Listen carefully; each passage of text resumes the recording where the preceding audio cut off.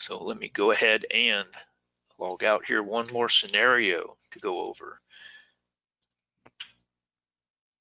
And we're going to go ahead and get logged in again to at the admin level.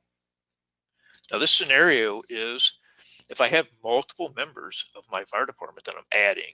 Let's say we did some recruitment and we need to add several members at one time. We do have a bulk invitation process that I'm going to show you right now.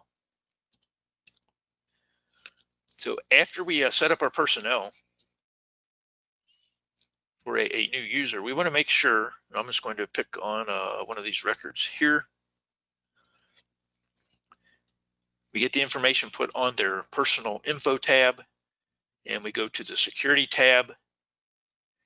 We have to grant them access, and we have to assign them to a role and permission. And we will save this page. Now the next thing that we'll do in this particular case is go to the contact info, because we need to send an email out for them. I've got a email address in here already. You will enter that in on this particular page and make sure the page saves. And we're going to go back out to the list, because at this state right here, when we're looking at the personnel grid, you'll note that we have a new link at the top of the page here, and is the ability to run a bulk invitation for personnel.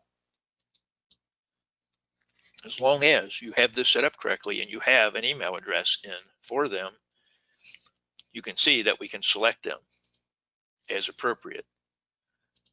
Over in the category, we can select all personnel, or we can just select the ones that we want to send this to, such as that. When we scroll down here to the bottom of the page, we can see who we're sending invitations to, and we send them out in a bulk fashion, and all of those 6 individuals just received an access invitation, and they will follow through with that process of creating their own username and their password.